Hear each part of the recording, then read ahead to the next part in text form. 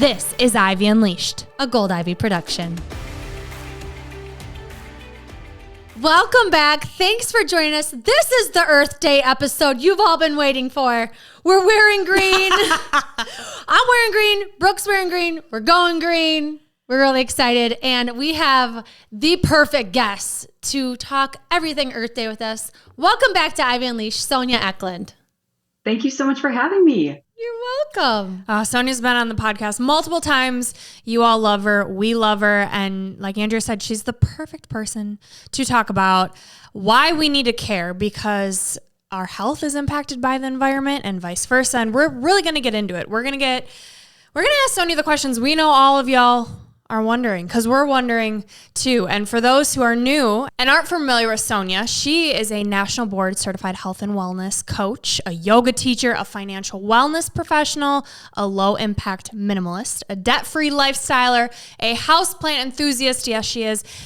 And today, her role as our climate optimist. Sonja, what in the world is a climate optimist? Let's start there.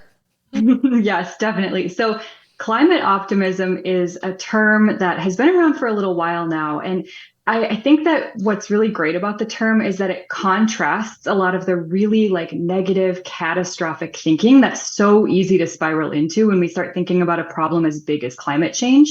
And so climate optimism is not about ignoring what has been lost. It's not about ignoring the scope of the issue. It's about recognizing that it's not too late.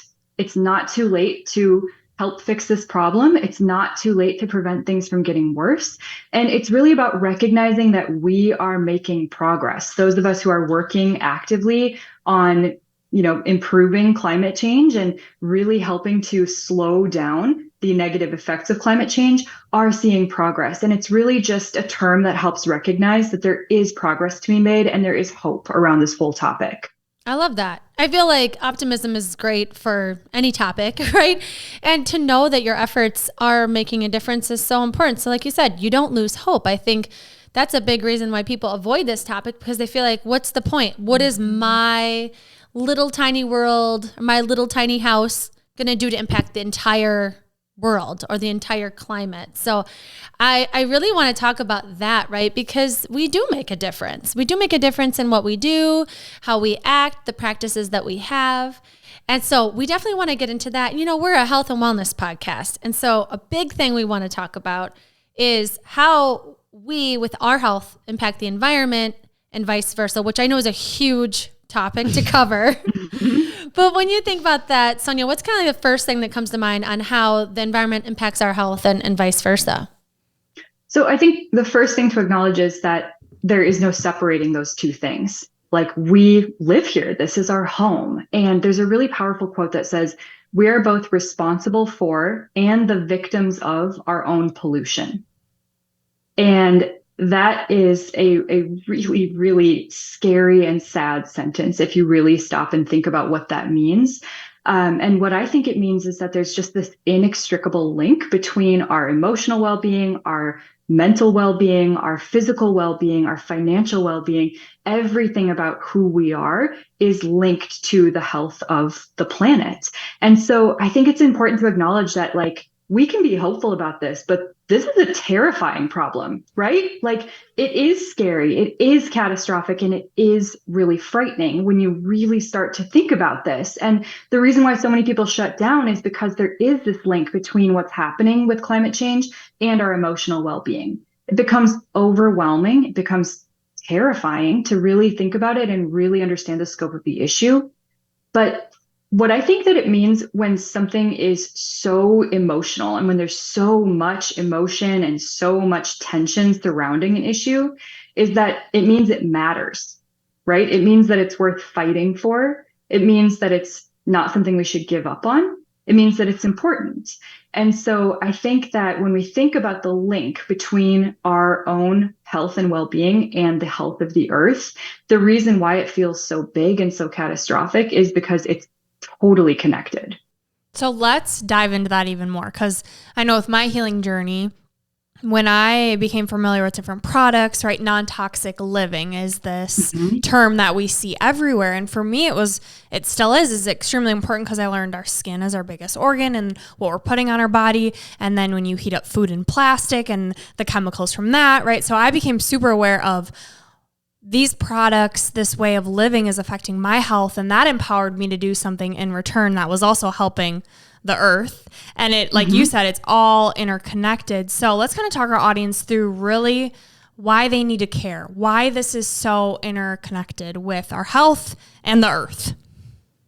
Yeah, I think there are a lot of different reasons why we should care. And I think that one of the things that each individual person needs to do is figure out what value this issue speaks to in them, right? Like this is so connected to our emotional health, our physical health, our financial health, everything like that. And so it's really important that somebody finds a value that they can connect back to the planet. So Brooke, you just mentioned like your physical health is your value. It's the reason why you started to care about environmentalism, right? Andrea, what's a value of yours? Ooh, that's a big question. A big value of mine is my kids being safe and healthy. I love that. How do you think that's connected to the environment itself? I mean, I go right to chemicals too, like thinking of what's going into their body. I also think about their waste, right? Like what they're getting all these toys, they're being gifted all these things, and then I either want to throw them in the trash or give them to somebody else, and so it just perpetuates the cycle of this waste on the planet. And that's something I definitely worry about, and I wonder like our impact on the environment with how much stuff and junk that comes into my home. Yeah. Yeah. So I hear two things in there. One reason why you could connect to this issue and why you could care would be the safety of your kids, right? Like we are the last generation that can really make a pretty significant impact before this issue does become catastrophic for future generations. And so in the interest of your kids getting to live out a happy and healthy life, it's really important that we take action today, right? That we start to care today. And then I also heard in there that there's a lot related to consumerism, and making sure that you are not over consuming and that you're being mindful of the impact that your consumption has. And that's an amazing reason to care. So I think that what we can really think about is when we get each individual person to start thinking about their own value systems and the things that feel most important to them, we can always find a connection back to how it impacts the earth and how the earth in turn impacts us. Yeah. And I think people don't take the time to think about that link, right? They think about how they have to change their complete lifestyle and how inconvenient that is. And why would I add one more thing to my plate when my blueprint really, there's no way this matters. Yeah. And I think that a really unfortunate consequence of the way that we live in this country is that we kind of take on this whole rugged individualism thing, right? Like we as Americans, and especially living as white Americans, are very enmeshed in this whole idea of doing things yourself and, making your own way and pulling yourself up by your bootstraps. And those concepts are damaging for so many reasons, but they do not work well when we're thinking about collective change and when we're thinking about making sure that everybody has access to the resources that we all need and the resources that we all draw from the earth. And so I think it's really important to start thinking about like that the inconvenience factor is really big for a lot of people. It seems like it's going to be hard to make these changes, and it seems like it's going to be frustrating to have to adjust your lifestyle. And I think to that, I say two different things. One, the fact that your life has not been impacted by climate change is a direct reflection of privilege.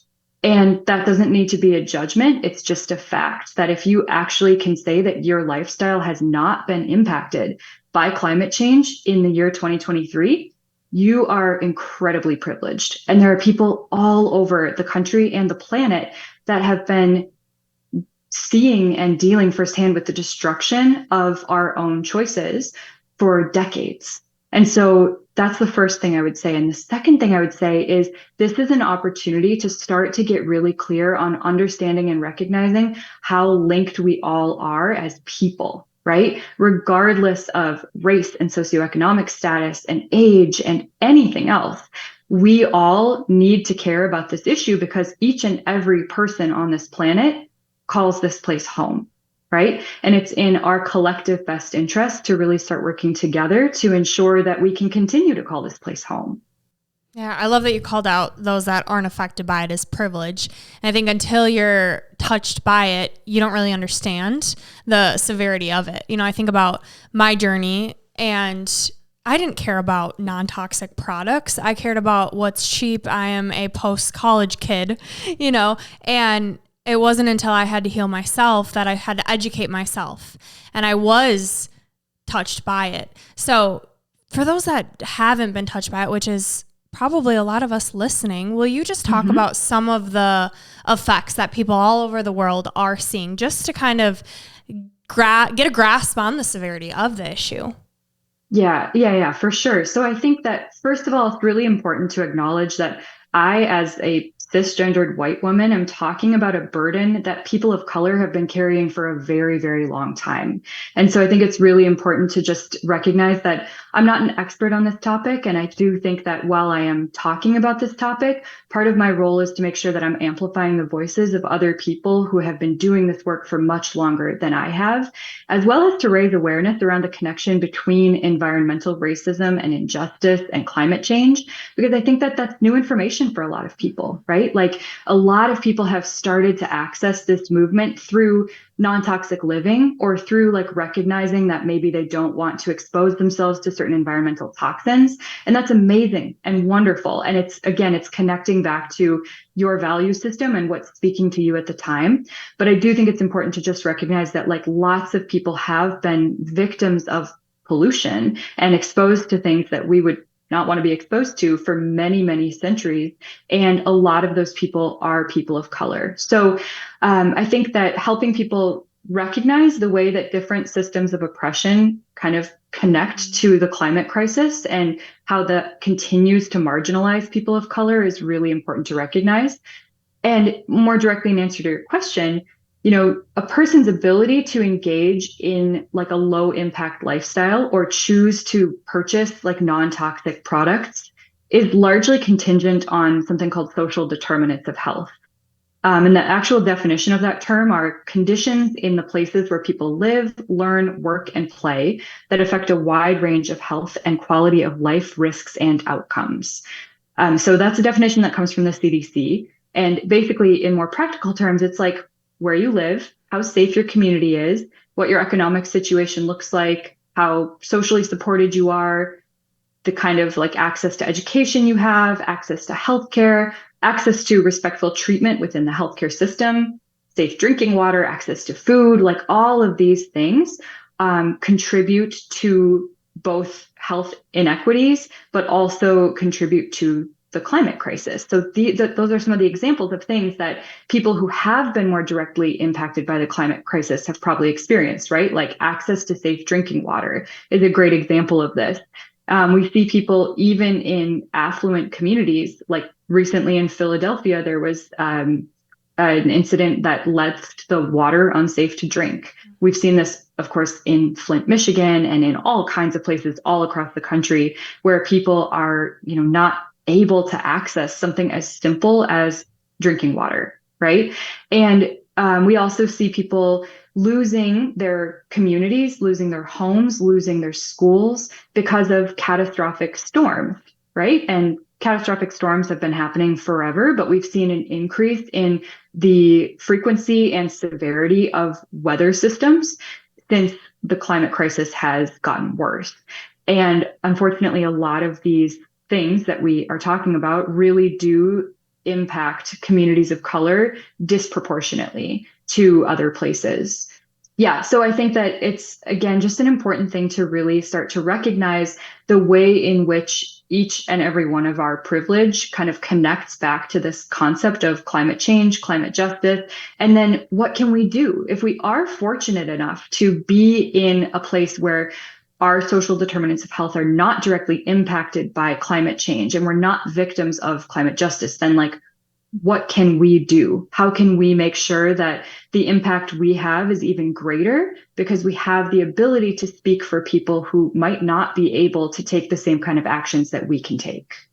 Oh, I love that. I love how you just said that. And that's empowering, right? To think about, I don't have to think about this. And some people really do have to think about it. So what small things can I do? What could I do in my routine? What small swaps could I do? And I know that this is a huge part of your life, Sonja. I mean, you are like the pinnacle person we could possibly have on here to talk about all the different things that you do as a minimalist and having your low impact way of living. It's super intriguing and inspiring. And so I would love just for you to go there, give people the picture of kind of what your routines are like, the swaps you've made, what it would be like to live with you, and kind of how you make this zero waste situation.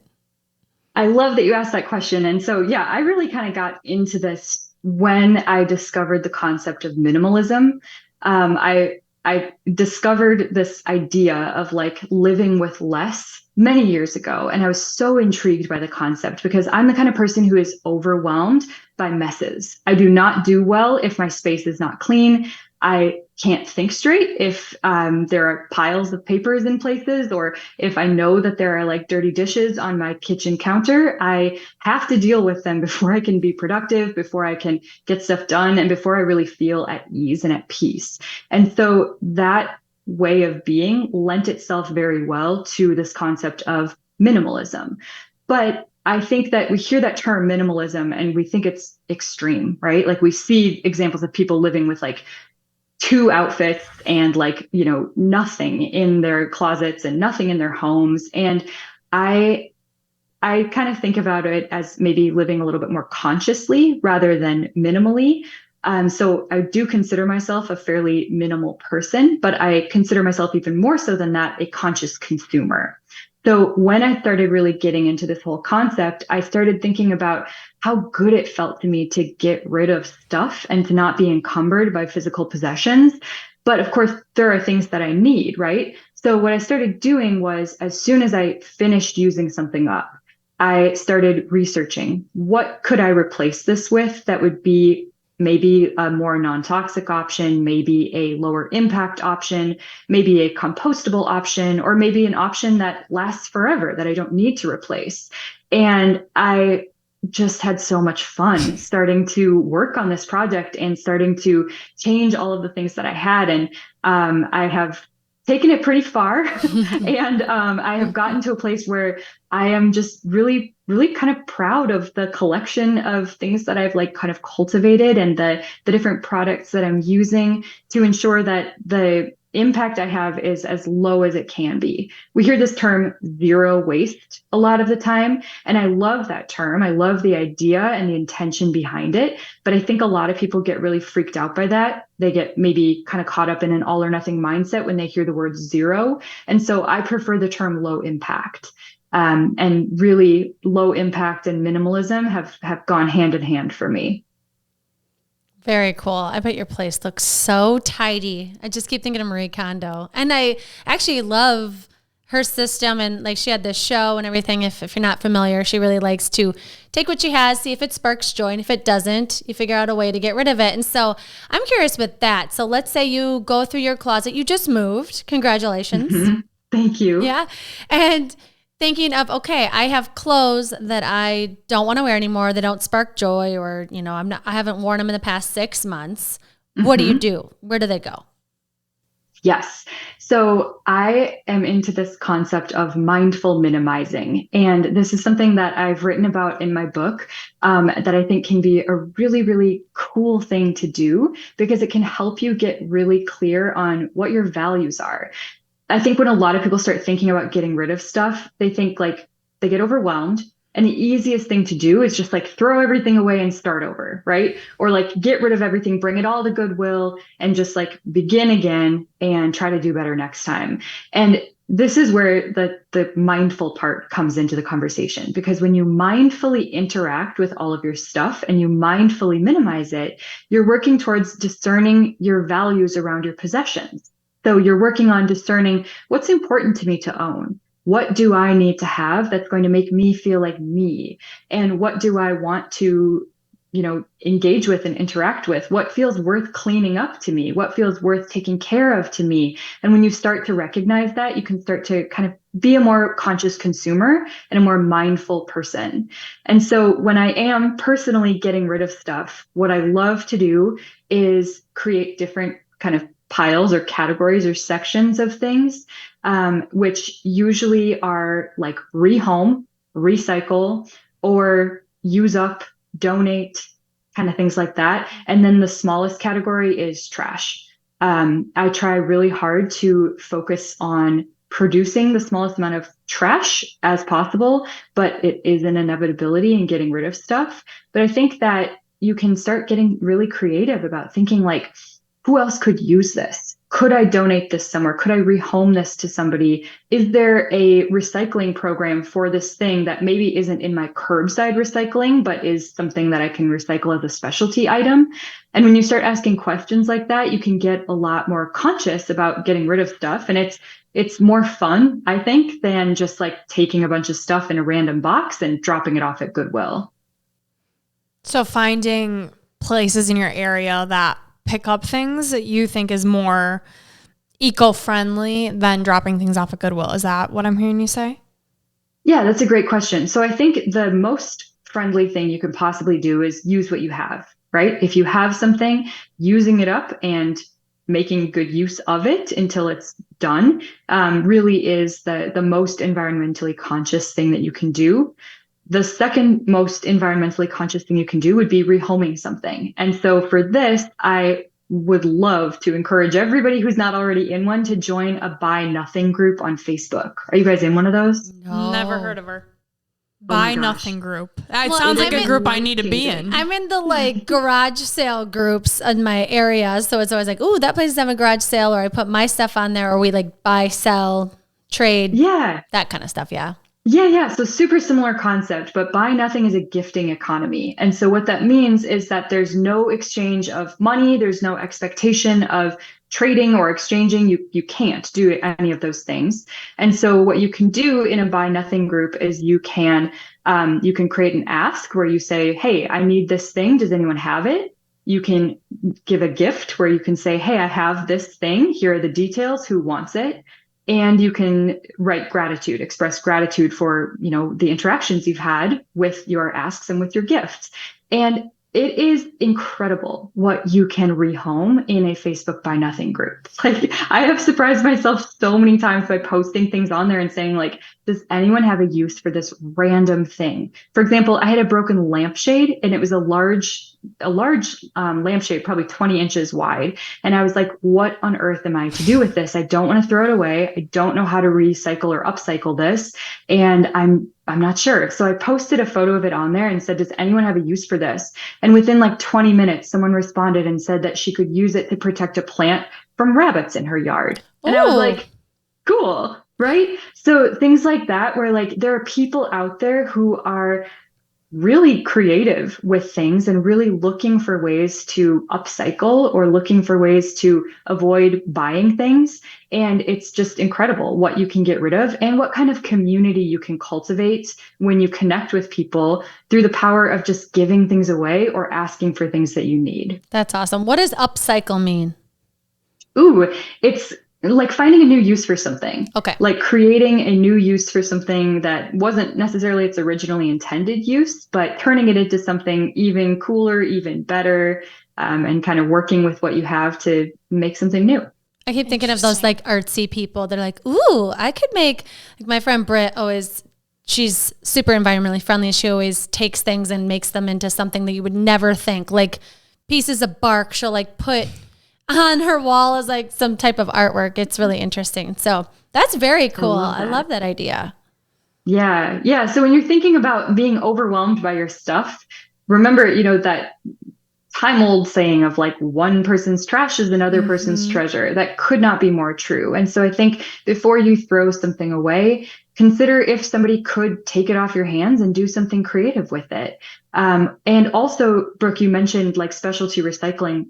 programs and whether that's a more eco-friendly thing to do, often the answer is yes. Things like being able to recycle, torn clothing, like fabric recycling, or being able to recycle bras or underwear, or what else? What other things are there? Electronics. Yes, absolutely. Electronics. There's so many different recycling programs out there for things that you would not even think could be recycled.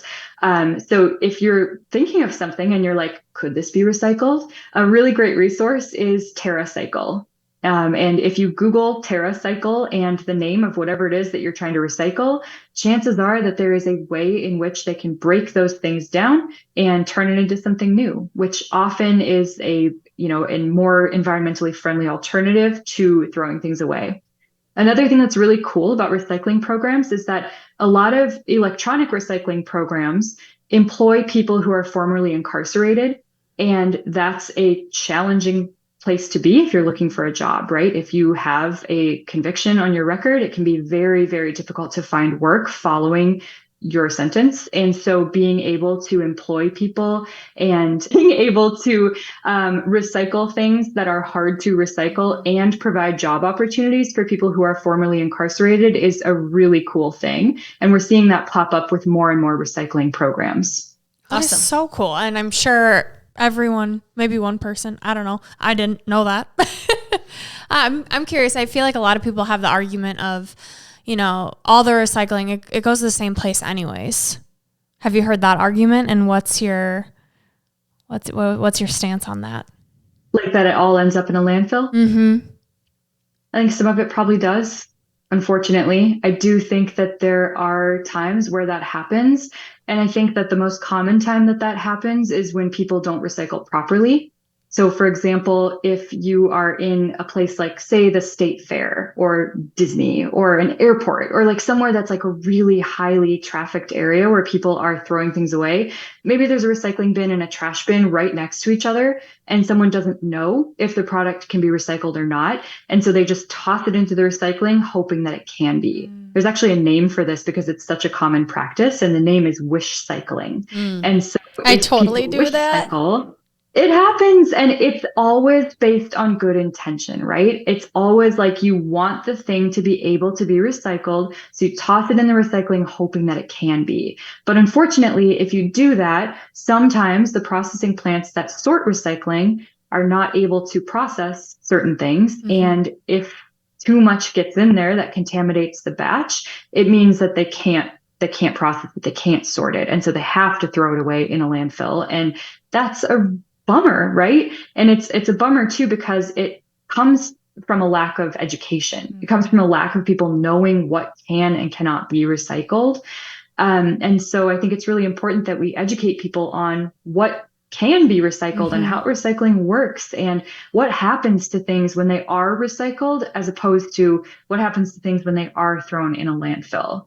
So yeah, Brooke, I do think that probably does happen, mm-hmm. and it probably happens more often than we want it to.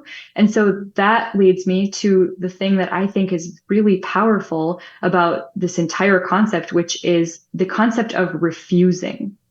So we've all probably heard of the 3 R's, like recycle, reuse, reduce. Mm-hmm. We all heard that. If you're a 90s child, mm-hmm. You can probably sing a little song about it. But I think that there are 6 R's, and I think that they are refuse, reduce, replace, reuse, rehome, and then recycle. If you think about that, it makes sense. Recycling should be the last step in the process, right? And recycling should always come before wish cycling. And I think that, it's really just important to start thinking through the fact that like recycling is one option, but it does produce and it produces an output of energy, right? It takes a lot of energy to recycle things. It's not the end all be all solution, certainly. It's just a better alternative to throwing things away. Yeah. And you said educate, which I think is super important because a lot of us don't know, myself included, like, can I recycle this? I don't know. I hope. Like, I'm a total wish cycler. Is there somewhere, some resource you have, which I'm sure you do, that clearly lays out what can be recycled, what can't? So that could be one step that people start taking today. Absolutely, yes. So, a couple of different resources that I can draw people to.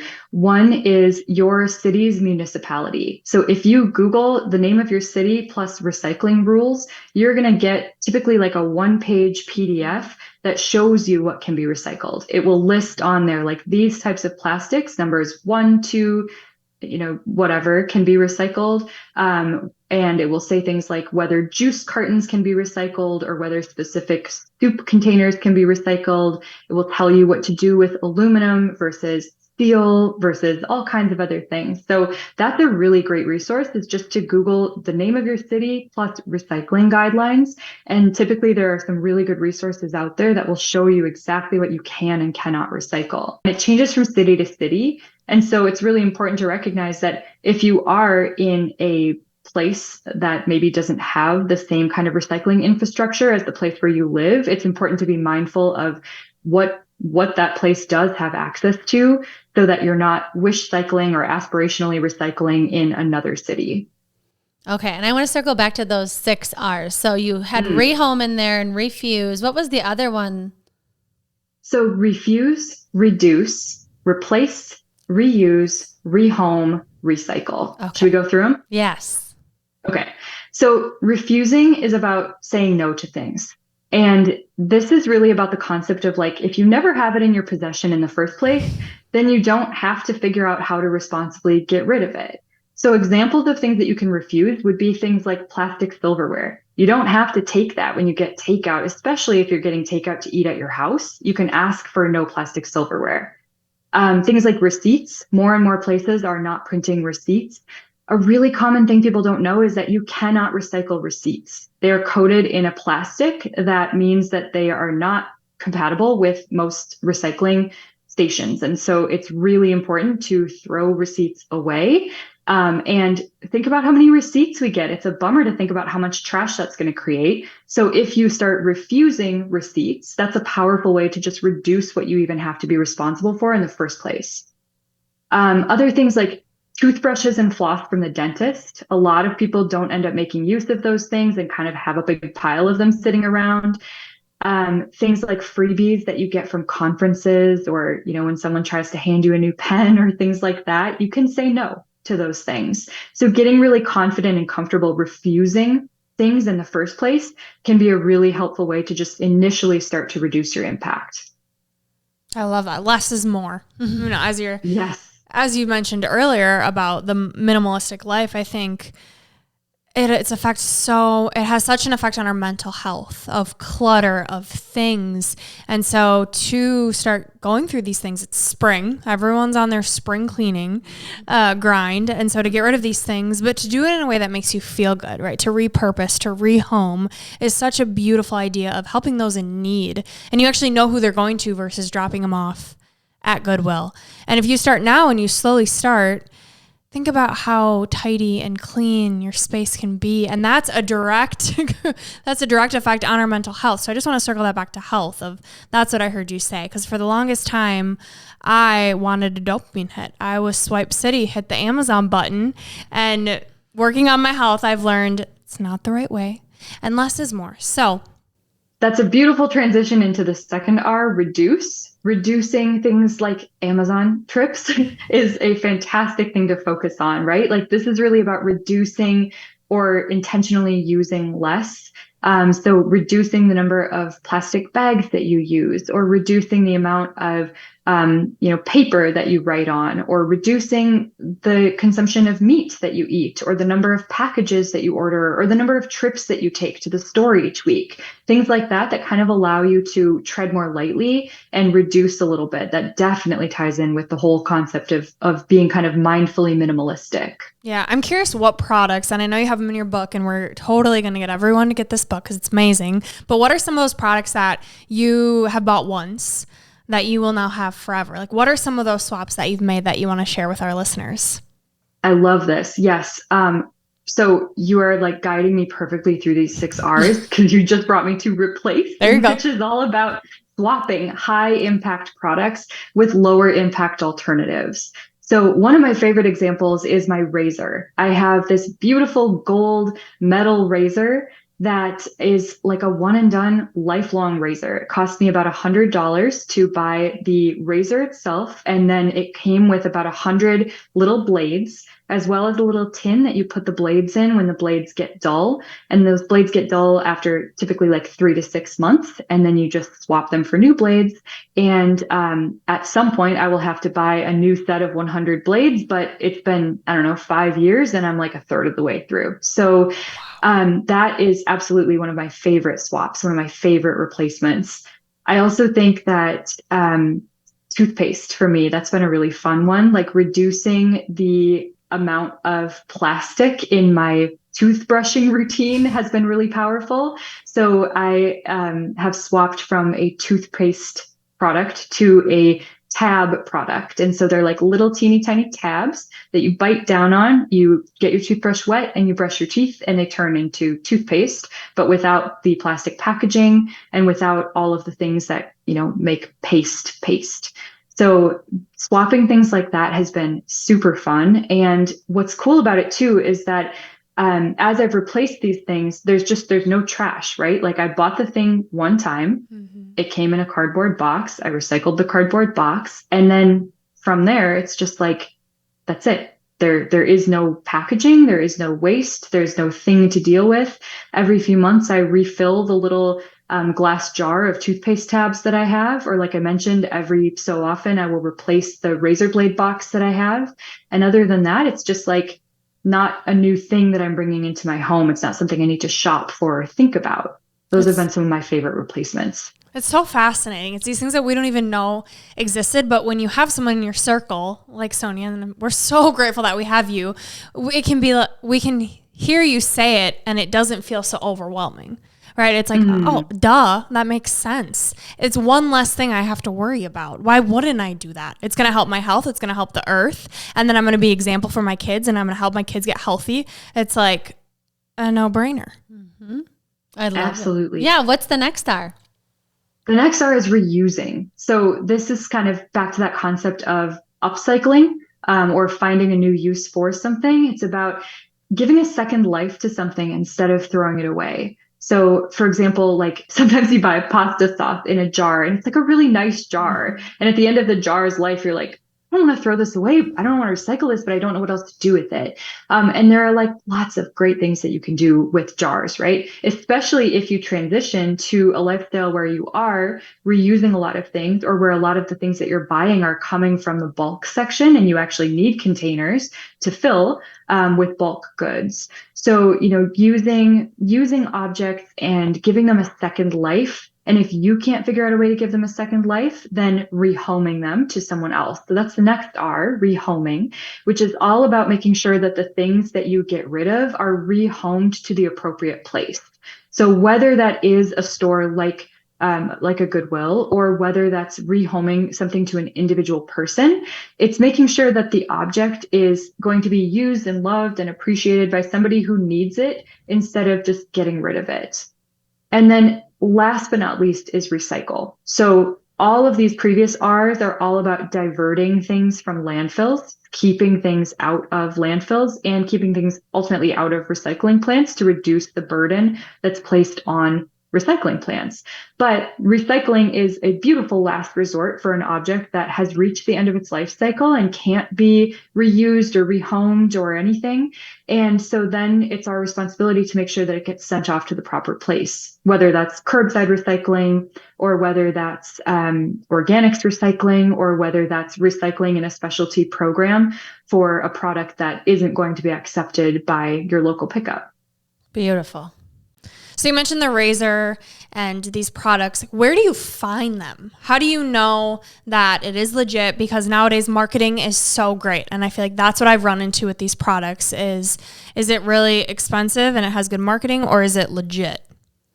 That's such a good question. Yes. So I like to use the algorithm of Instagram to my advantage, right? Like we all know it's out there, it's going to advertise stuff to us. And so I have intentionally spent some time making sure that it's going to advertise things to me that I actually want to see.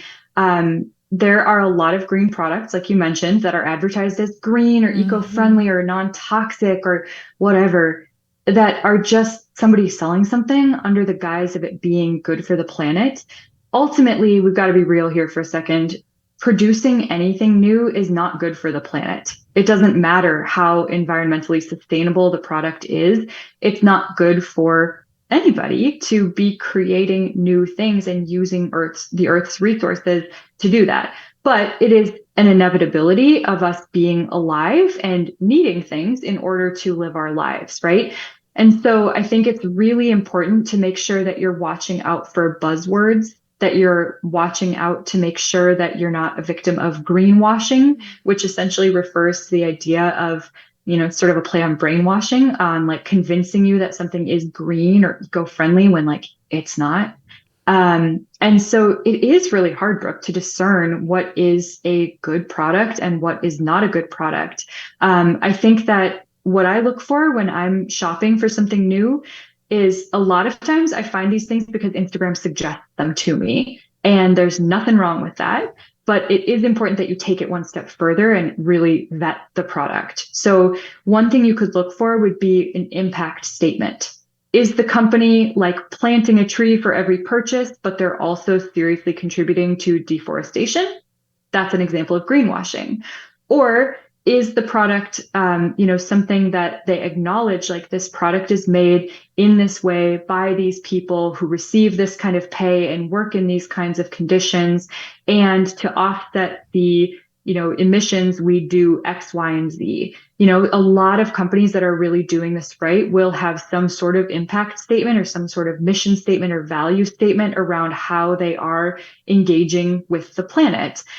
Similarly, packaging is a really good thing to look out for. Like if something markets itself as green and eco-friendly, but it's like wrapped in plastic, that's kind of a sign that it's probably not really a great product.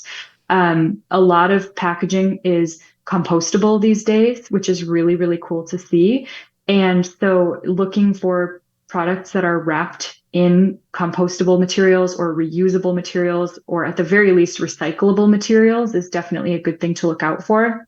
And then also just making sure that you know who you're buying from, right? Like making sure that when you are purchasing a product that it is marketed as something that's green, that you know where it's coming from. Like what country is this originating from, and who is it made by, and are those people being treated well, and are the things that they're sourcing to create the product actually environmentally sound or not?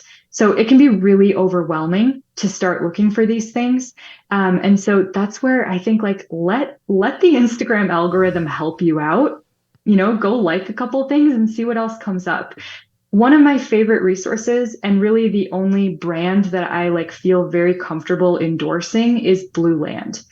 They are a very environmentally conscious company that is focused on cleaning supplies. And I have totally transformed my home with their cleaning supplies. But what I love about them is that their Instagram is all about teaching people great things about engaging with sustainable swaps, engaging with backyard composting, engaging with taking small steps and, little action steps that add up to create a really big impact. And so if you're looking for like the very first thing, maybe check that out and see what else the algorithm recommends to you once you start following them. Yeah, I love that idea. I think for me too, it was following people's recommendation who I trust. All right, like I know your integrity and the products you use are legit, so I'm going to follow you. Same thing for health resources or supplements, whatever it may be. Even our skincare line. Yeah. We follow Jessie Golden from the Golden Secrets, and she's super passionate about the earth and like wants you to know where the products are coming from and they're recyclable, and that she does plant a tree and like you can see where it's going. And so I think it's nice, like you said, to find companies that you actually know who's behind them too. Yeah, there's the integrity of the company. I also, as you're speaking, what I'm thinking is when you live this way, when you buy this way, right, you're a conscious consumer, it forces you to slow down and not just buy to buy. For me, it creates that pause that's needed to not just quick hit Amazon Go. It's like, do I really want this? Is this really worth the money? Is it really worth paying for the shipping? Do I know where my money's going to? Is it going to just to your point, a landfill, who the workers behind it, I think integrity just keeps standing out. They care about our well-being. We care about the company. It's a beautiful thing. Yeah, I love that you brought that up. And I think that like the bad news about living in a capitalist society is that the burden of creating environmentally conscious and responsible products largely does fall on the consumer, right? Like we, as the consumer, have to demand these products in order to get them. But that's also the good news. The consumer in a capitalist and linear economy has so much power and can impact supply and demand really significantly. And I think it's always important to remember that the money that you spend has immense power. It has the power to change the world. We vote every single day with the money that we spend. And every dollar that you spend on a product is a vote for more of that product in the future. Every dollar that you invest is a vote for more investments that look like that. And so we actually have a lot of power to decide who our money supports and what the future of our economy looks like. And I think that it's really cool to harness that power and start thinking about how much of a difference and an impact you can make just by buying toothpaste, right? Or like by buying new sheets or whatever it might be, really starting to think about the fact that you are demanding a more environmentally conscious economy and an economy that is paying people living wages and safe working conditions with every single dollar you spend. I think that's an incredibly powerful thing to reflect on and to, remember as we start thinking about feeling hopeful about the change that we can make as individuals. Yeah, full circle moment. The actions you take today do matter. Where you spend your money, it does matter. And it's making you feel better about the choices you're making, which I feel like in our society, that spending, that it affects our mental health so much. So I'd love for you to touch on that, Sonja, that connection between purchasing, consumerism, and mental health. Yeah, there's such a significant connection there. And I think we can go a few different ways with this conversation, right? Like there's the reason why it's happening in the first place. Like if someone does not feel good about themselves, our society really encourages the idea of spending, like shopping, retail therapy, and, buying happiness and kind of getting away from your problems and distracting yourselves from like by buying something new. That's a really dominant thought pattern in our society and in our culture. And it's a bummer because it doesn't actually ever solve the problem, right? So there's certainly that cycle, but there's also the cycle of change, which is that individual actions collectively create group actions, which create business actions, which create policy actions, which in turn create individual actions, and so on. And so I think when we think about mental health and how this really is connected to this whole thing, it's like being mentally well and taking care of yourself well enough to know that you have power and that your purchases have power, and recognizing that you don't necessarily need to purchase things to make yourself feel better. Like being a person who breaks that cycle is actually a really powerful thing to do. Yeah, I mean, I can speak from experience of that. When I was really sick, it was like, I can't eat, I can't drink, I can't go anywhere and hang out with friends because what they're doing is what I just listed. So what do I have to feel better? It's purchasing, it's buying things. Oh, I'll buy a new clothes because I'm not spending money on alcohol anymore. And it's such a vicious cycle because there is that moment of something new, something to look forward to. And we know, if you're a regular listener, we love the brain and the brain loves new. But what it's really doing is it's trying to hide that feeling of, I'll feel better, I'll feel enough when I buy this item. And that is so false. But the brain does such a beautiful job of tricking us. And so getting in that place where you don't believe that anymore, I think that's a hard transition to make. So I'm curious what you'd recommend people do to help with that shift. Yeah, that's something that I definitely went through when I first started swapping for more sustainable products. I found that I had no reason to go to Target anymore. And I was like, I like going to Target. I kind of miss that, but like I don't have to go there because all of the things that I was used to buying there are now things that I'm either reusing or no longer using or have found a sustainable alternative that lasts me a lot longer or things like that. And so it was definitely a shift for me to start like not shopping for fun, not going on errands for fun. And what it created for me was a lot of space to do other things that felt more meaningful and more impactful in my life. So, for example, having a lot more free time because I just don't have a lot of errands to run with my lower impact lifestyle means that I have more time to read or more time to exercise or more time to spend with friends. And so I think if I were talking to somebody who is brand new at this, first of all, when you are swapping products, there is a level of newness, right? Like there's definitely some novelty and you do get to kind of pick out something and it is fun. But it also means that you're picking out something that's going to last and that's going to be yours forever. And that's more of an investment than, something that's a single time use. So I think what I would say to someone who's brand new at this is to start paying attention to what you're getting out of consumerism, what you're getting out of shopping, and if there's a way that you could substitute something else for that same emotional reaction. I also think about just being uncomfortable with something new. Like my family always had Crest in the certain bottle, and I don't want to switch to the tabs because that seems weird.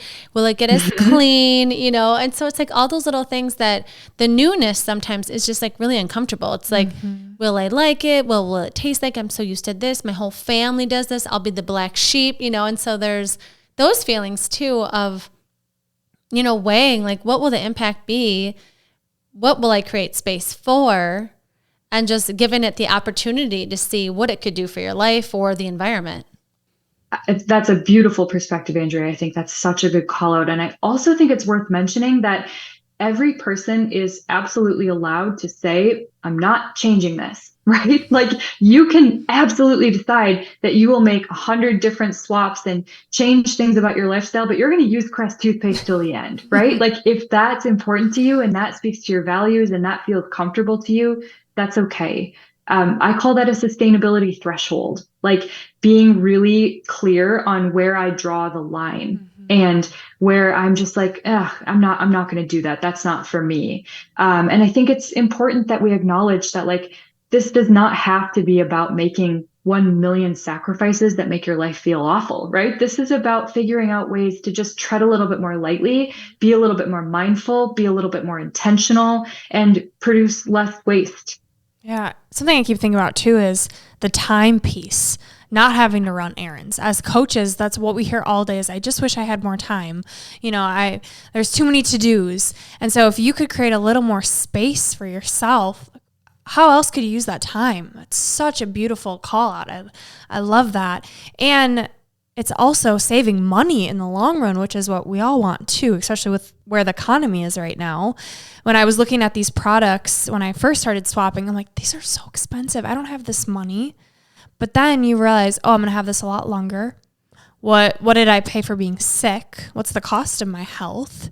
So as you slowly make these changes, it's not as big of a, oh my gosh, don't try and do this all at once.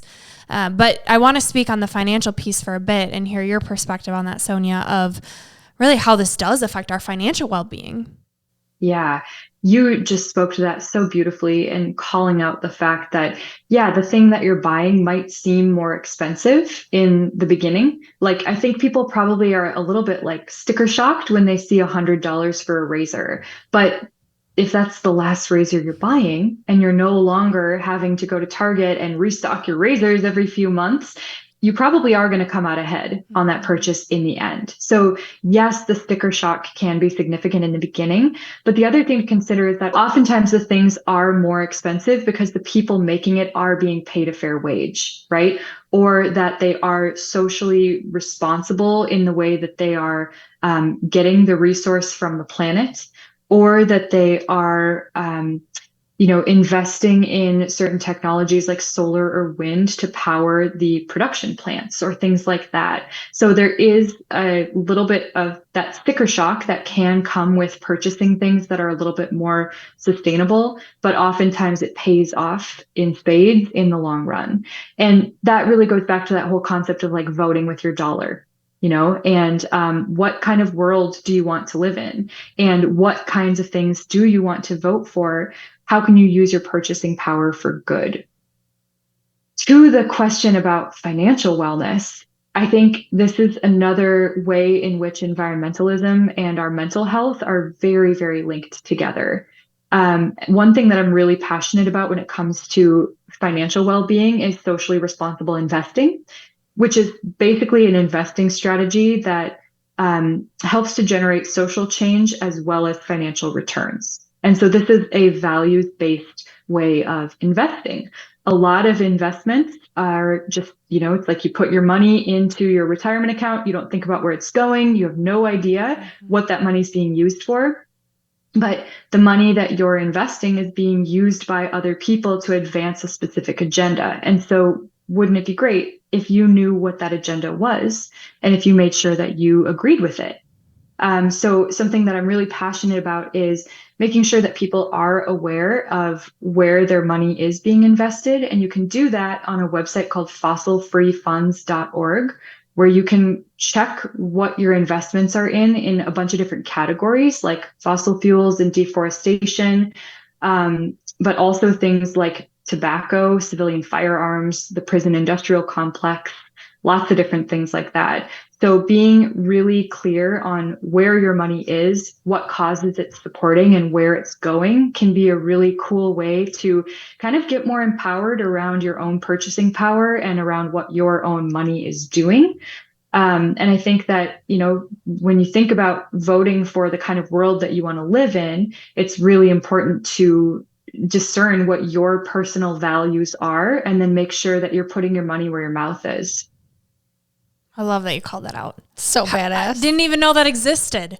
The things that we don't know are out there that are so beautiful and powerful. And to our listeners, I just want to commend you for listening, because the amount of information you just learned, hopefully you will rewind. Hopefully you had a notebook and a pen, not a notebook and a pen, because that might be wasteful. Maybe your computer, your phone. Yeah, I love it though. But there's, again, the word power. And I think too, this is a way to build your self-confidence. Oh, hell yeah. Right? Of like, every move I make matters. Everything I do can make a difference. And then the more mindful you are with where you're spending your money or what you're doing with, where you're buying from or what you're doing with it, you can just start to feel better about your choices. Like, it's just so wonderful. I'm so happy that this is a passion of yours. Everything that you're passionate about is so cool, Sonja. And Thank you. You wrote a book about this. And so we want to tell our listeners what your book is, where they can find it, and then where they can find you to follow you too. Yeah, absolutely. So the book that I wrote is called Designing a Low Impact Lifestyle. And it's essentially sort of a practical guide to first building awareness around what your lifestyle is right now. But it's also about understanding the bigger picture of climate change and what we talked about in the beginning related to environmental injustices. And then it's about transforming the intention that you have into action, reducing your impact overall, creating sustainable behavior change, and ultimately figuring out how to become a climate optimist yourself. And one of the things that I think is really important about the way that I wrote this book is that it is really about discerning self-awareness. It's about understanding what your own values are, understanding your own readiness for change, and getting really clear on what your part is. And so in that way, it starts off as kind of an individual journey, because I think that the more we cultivate a sense of self-awareness and a sense of impact as individuals, the more we can create a collective impact in our families, in our social circles, in our communities, and ultimately in the world. And so it really does start from the perspective of what's going on in your lifestyle. What are you doing right now? And how can you change that while also always acknowledging and understanding the bigger picture? So it's kind of like halfway between a resource guide and a coaching workbook and a guided reflection. And it's available on Etsy. So you can find it on etsy.com/shop/Sonja Ecklund. I love that. And what I keep thinking about is it's like the zero judgment way of approaching the topic, because there's so much judgment around you. We judge ourselves, we judge other people. Are you composting? Are you recycling? What are you doing? Oh God. You know, Yeah. right. And it's like, I think they're like, whether you admit it or not, we get a little self-conscious about how eco-friendly we are. And so I love that approach. And it's so clear that you're a health coach, that you know, like real change comes from within. Real change comes from when we're self-aware of what are our values. Like, and within the environment, like there are things that you are doing or not doing that reflect what's important to you. And so what a beautiful way to write a book. I'm so excited. And then on social media, where can people find you? Sonja Ecklund is my username on Instagram. Awesome. We'll of course plug all of that and the other resources you listed throughout the whole show. Thank you, Sonja. We love you. We are so grateful for you. This will definitely not be the end. It never is, because we need you in our lives and our listeners' lives forever. So thank you for being you. Thank you so much for having me. Yeah. You make us and the world a better place. That is for sure, Sonja. Thank All right. you. Yeah, you're welcome. The next up are the 3 gold stars. Sonja, would you please share yours for this Earth Day episode? Absolutely. So first up is ditch your all or nothing mindset. There's this quote that says, "We don't need a handful of people doing zero waste perfectly. We need millions of people doing it imperfectly." And I think this is so true. This speaks to everything we've just been talking about. You do not have to do this perfectly. You do not have to do this at 100%. You get to decide what your own low impact lifestyle looks like for you and what works for you and your family. So I'm a resource to show you some examples of what it could look like, but you get to decide what it's going to look like for you. So ditching your all or nothing mindset is certainly easier said than done. The way that we can put that into practice is just by creating momentum, picking one small thing and getting going, and then allowing that to build on itself and making a big difference by just taking super small steps one at a time. The next one is to do a trash audit. And this is where you literally look at your garbage and see if you can find any patterns in what you're throwing away. And so starting to build awareness around what things you're constantly seeing in your trash can over and over again can help you recognize where you might be able to make some changes in your behavior, and where you might be able to make some adjustments in the things you're buying, or the products that you're bringing into your home, or things like that. So then once you do build that piece of awareness, you can take teeny tiny little steps in the right direction to help change your behavior. And then last but not least, I would encourage everybody to join a Buy Nothing group. Use the power of your community to not only meet new people and like really become a part of the community that surrounds you. There's so much good that can come from, knowing your neighbors, knowing the people down the street, but also it's just an incredible way to get rid of things that you can no longer use, but somebody else can make use of. And it's also a beautiful way to get things that you need without having to spend any money. Awesome. I'm so excited to join a Buy Nothing group. Free things and emptying my house. Yes. I'm pumped. Okay, Sonja. Next up, Unleashing Ivy, our rapid fire questions. Are you ready? Yes. I have mine already. Okay. Just from knowing Sonja, I know that she is a vegetarian, and I know this plays into the environment. And so I would just like you to lightly touch on how being a vegetarian, or just like reducing your amount of meat consumption, can help the environment. I love this question. This was the topic of my thesis in my undergraduate degree in health. And it was 41 pages on this topic. So I could talk about this for a long time, but I'll keep it short and sweet. And I'll touch on 2 different things here. One is that this is an area where I sometimes have some judgment for myself, because I choose to eat a vegetarian lifestyle instead of a vegan lifestyle. And I think some people listening to this might wonder why. And this goes back to what I was talking about with Andrea, with the sustainability threshold, where you get to decide what works for you. You guys say that all the time. And this is so true when it comes to creating a low impact lifestyle and figuring out what that looks like and how that works in your own life. And so for me, having the flexibility of being able to eat dairy, cheese, butter, milk, yogurt, things like that, that works really well for me. I choose to eat vegan-ish most of the time, but having the flexibility of being able to eat dairy when I'm out or when I'm traveling or when I'm with friends has really allowed for a lot of flexibility in my own lifestyle. And so what I think is a beautiful term that I would encourage people to adopt is the term flexitarian. And that term refers to eating meat here and there, maybe when you're traveling, when you're out with friends and family, when you're at a restaurant or something like that, but choosing to eat vegetarian a lot of the time. Reducing the amount of meat that you eat has incredible impacts in so many different ways, but definitely in terms of like water consumption and in terms of the amount of gas that's spent to transport food from place to place, not to mention, what livestock eat, deforestation, so many different things. So figuring out a way to reduce your consumption of meat can be a beautiful way to adopt a slightly more low impact lifestyle. Flexitarian. God, I just keep learning more. I love it. Okay. And I want to know more about a specific topic that you touched on a little earlier, composting. This is something that is pretty new to me. I walked in a friend's house and I saw this cute little box. I'm like, what the heck is that? And she's like putting orange peels in it.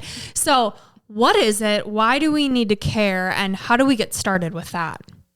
I love this question. Yes. So composting is definitely a very foreign concept to a lot of people. Most people think about compost and they think of like the smell of their trash can and they immediately get super grossed out. And something that's really important to know about compost is that the reason that your trash smells bad is because it is organic compounds, food, mixed with inorganic compounds like plastic that create a bunch of different gases that make your food smell bad.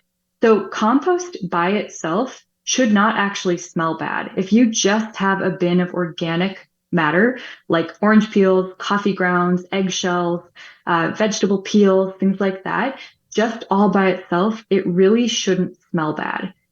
That's not to say it's going to smell like delightful and awesome, but it's not going to smell like that really gross garbagey smell that you probably can conjure up. And so this leads to an important point that a lot of people don't know, which is that food does not break down in landfills.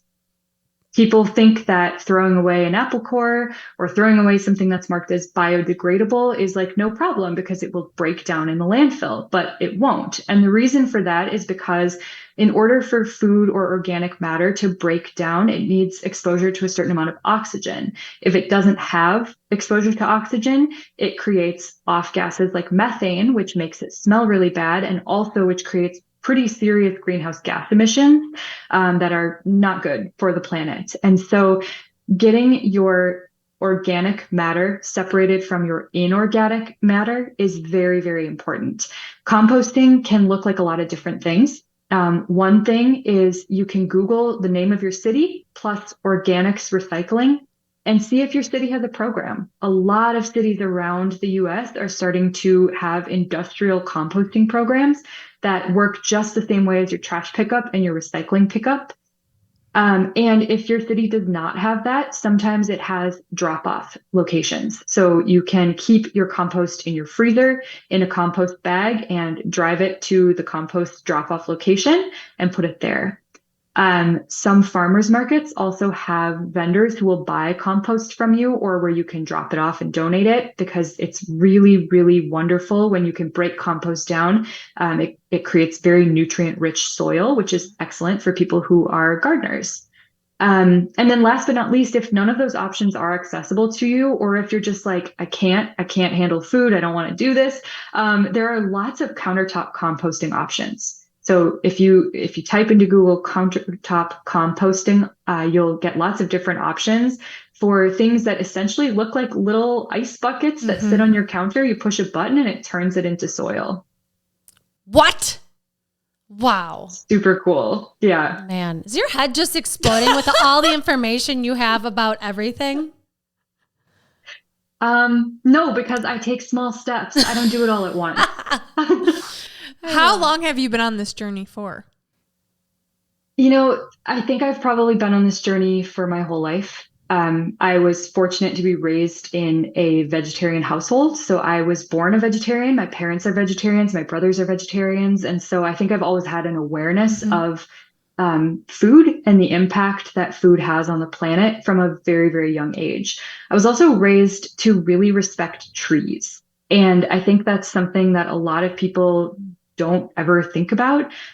Trees in my worldview are very sacred. They're something that we need to protect, and there's something that you can't replace. You cannot get a 100-year-old tree back, and so really being mindful and respectful of trees and the urban canopy is an incredibly important thing. And so I think I was fortunate enough to be raised with an awareness of that from like day one.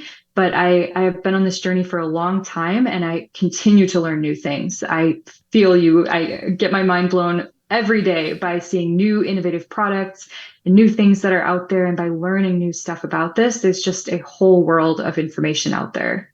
I love it. You're one of those people that we want to just keep in our circle because we're lifelong learners, and it's making the world a better place. Well, awesome. And Sonja, our last question for you for Earth Day, in regards to the environment, what is one thing you wish you would have known sooner? One thing I wish I would have known sooner is that sustainability looks different for every single person.